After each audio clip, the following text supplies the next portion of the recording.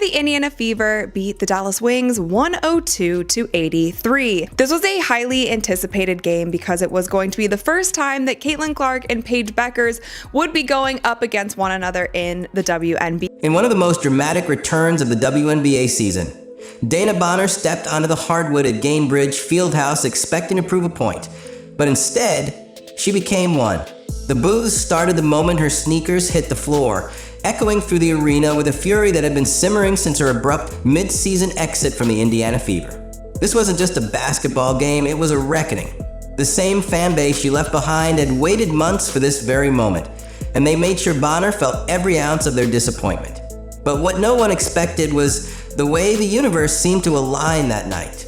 In a 107-101 stunner, the Fever not only silenced the Phoenix Mercury, but they did it without Caitlin Clark on the court, and without hesitation. Bonner? Just 4 points. Her replacement? A career night. It was as if karma had decided to clock in early, delivering a poetic dose of justice right where it hurt. And if you thought that was the whole story, just wait, because what unfolded next only made this night even more unforgettable. It all started months ago when Dana Bonner, once hailed as a veteran presence for the young Indiana Fever, abandoned ship mid-season. The move stunned fans and players alike. Bonner had signed with the Fever amid promises of leadership, grit, and helping to build something new in Indianapolis. But when things got rough, she chose to walk. No warning, no public explanation, just a quiet departure and a new jersey with the Phoenix Mercury. To many in Indiana, it felt like betrayal. It wasn't just that she left, it was how she left, turning her back on a team still fighting, still growing, still believing.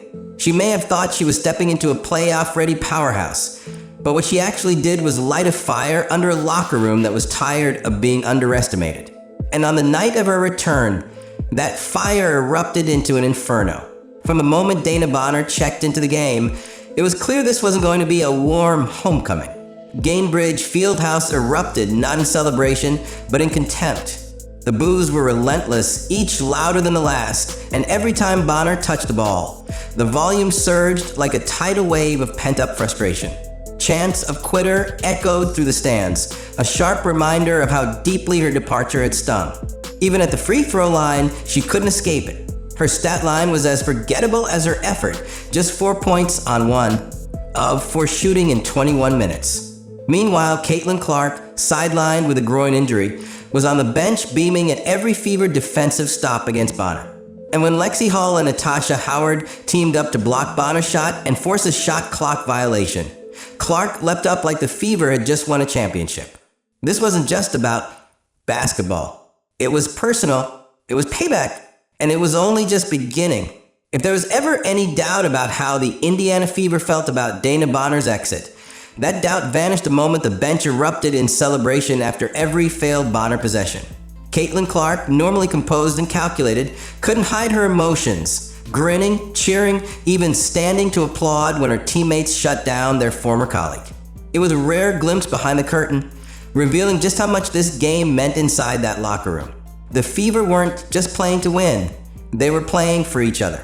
Every block, every hustle play, every cheer from the bench told a story of unity born through adversity. Lexi Hall was physical, Natasha Howard was vocal, and the entire team seemed to rise with one purpose: to show the world that when Bonner walked away, she left behind a team that refused to break. What unfolded wasn't just chemistry, it was personal vindication. This team wasn't fractured by her departure. If anything, it came out stronger, more focused, and hungrier than ever. As if the tension on the court wasn't enough, Dana Bonner's fiancée, Alyssa Thomas, added fuel to the fire from the sidelines. Caught on camera jawing with Fever fans, Thomas didn't hold back, taunting them, laughing, and at one point declaring that Bonner had finally joined a real team. Her smug confidence was on full display, convinced that Phoenix would walk into Indianapolis and steal a win. But as the game wore on and the scoreboard told a different story, Thomas's trash talk began to look less like swagger and more like desperation. Her attempts to defend Bonner only amplified the moment's intensity, and her confrontations with fans grew more heated as the Mercury unraveled. What she likely thought would be a show of loyalty turned into an embarrassing sideshow. And by the final buzzer, Thomas found herself silenced not by words, but by a collective performance from a Fever squad that didn't just win. They humiliated the team she claimed was real. The backfire was brutal. The message was clear. While Dana Bonner's return flopped, her replacement exploded. Ari McDonald, who wasn't even on the Fever's roster at the start of the season, turned the spotlight on herself with a performance that couldn't have been scripted better. In a poetic twist of fate, McDonald dropped a career-high 27 points on Bonner's new team, going a flawless 10-4-10 from the free throw line and slicing through the Phoenix defense with relentless energy. The former Arizona standout showed the kind of heart and hustle that Fever fans have been yearning for, fearless, urgent, and fully bought into the moment. Every drive, every assist, every defensive stop screamed, "I belong here." And she did. McDonald didn't just replace Bonner. She outshined her in every possible way. Where Bonner had once hesitated, McDonald attacked. Where Bonner faded, Ari rose. The message couldn't have been clearer. Letting Bonner walk wasn't a setback. It was a setup for someone hungrier to take her place. And McDonald seized it like her career depended on it. Ari McDonald may have lit the fire, but the Indiana Fever's supporting cast brought the blaze. Chloe BBY, signed to a humble 7-day contract, looked anything but temporary as she drilled key buckets, spaced the floor, and even swiped a steal on defense. She added 10 clutch points that helped turn the tide, and made fans wonder how long she'd stay in the uniform. Then came Sophie Cunningham, whose dagger 4-point play sent a jolt through the crowd. She finished with 12, but the momentum shift she sparked was worth far more. Off the bench, Darius Dantas quietly dismantled Phoenix with 12 points of her own, including a dream shake that spun Alyssa Thomas into the past. These weren't role players. These were statement makers. Every shot they hit, every rotation they executed told the same story. This wasn't about one star carrying the load. This was about depth, chemistry, purpose, and irony of ironies. The very cap space that made these signings possible was freed up when Bonner walked. She left. They arrived.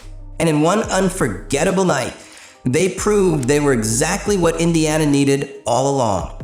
With the game still hanging in the balance, Aaliyah Boston decided she was done playing nice. Through 3 quarters, she had been steady, 22 points, 12 rebounds. But in the final frame, she morphed into something unstoppable. The moment Phoenix dared to think they had a chance, Boston crushed that hope with a solo 10-0 run that slammed the door shut. Every touch in the post was deliberate, every move punishing. She drew fouls, finished through contact, and owned the paint like it belonged to her, which for that fourth quarter, it absolutely did. Her footwork was surgical, her timing flawless, and her aggression untouchable. As Phoenix scrambled, Boston calmly added to her total, ending with 17 fourth-quarter points and completing her 4th straight double-double, a new career-best streak. The South Carolina alum wasn't just filling Clark's void. She was announcing herself as the backbone of Indiana's future. While Mercury defenders looked exhausted, Boston looked energized. She didn't just close out the game, she buried it brick by brick, basket by basket, until all that remained was a shell-shocked opponent and a roaring arena. The message? Indiana's not just Caitlin Clark's team. This is Aaliyah Boston's house too. When the final buzzer sounded, the scoreboard showed a Fever victory. But the real story unfolded in the post-game microphones. Kalia Copper, visibly frustrated, took a defensive stance in the press room. Instead of focusing on her team's shortcomings or the Fever's dominant performance, she turned her attention to the fans, calling them very distasteful for booing Dana Bonner. "She's a legend," Copper insisted. "I just don't understand the disrespect." But her words fell flat. To Fever fans, the boos weren't about legacy, they were about loyalty. Meanwhile, the Indiana camp showed nothing but composure. Head coach Stephanie White acknowledged the awkwardness but kept it professional, deflecting attention from the drama and keeping her focus on the team's growth. And then came Aaliyah Boston's response, short, sharp, and surgical. "Honestly, that got nothing to do with me," she said, brushing off the controversy like it was background noise. Boston wasn't just leading on the court, she was setting the tone off of it. Where the Mercury griped, the Fever focused. Where Phoenix deflected, Indiana owned it. The contrast couldn't have been starker. One team stuck in excuses, the other laser focused on building something real.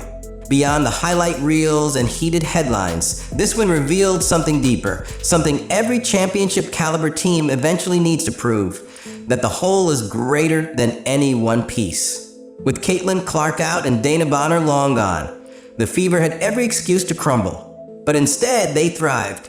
This victory marked their third straight, lifting them to a 15-12 record and pushing them 3 games above .500 for the first time since 2015. And they didn't just win, they looked cohesive, connected, and confident. The message was unmistakable. Indiana isn't just a team orbiting around a superstar. They're a system, a culture, a unit. The players brought in after Bonner's departure weren't just placeholders. They were the proof that chemistry, effort, and hunger can outmatch ego and drama any day of the week. This wasn't a fluke. This was the payoff of months of growth. And for anyone still wondering whether the Fever are a real threat in the playoff picture, this game answered it loud and clear. They are, and they're only getting better. In sports, some nights go beyond the stat sheet. This was one of them. Dana Bonner walked into Gainbridge Fieldhouse thinking she had leveled up, that she had left a struggling franchise behind for a title-contending team. But what she walked into wasn't just a basketball game. It was a mirror, one that reflected every burned bridge, every silent exit, and every ounce of loyalty she left behind. The boos weren't just noise, they were reckoning. And as the Fever outplayed, out-hustled, and outclassed the Mercury in every quarter, that reckoning turned into something far more poetic. Karma served hot under the arena lights. The teammates she left? Thriving. Her replacement? Exploding. The franchise she walked away from? Rising. And the fans? Louder than ever. This wasn't about revenge, it was about identity. The Fever proved they're building something lasting, something dangerous, and something no one, not even a veteran like Bonner, can tear down. Sometimes the universe waits to settle its debts, but not this time. This time it paid out in full, on live television, in front of a sold-out crowd.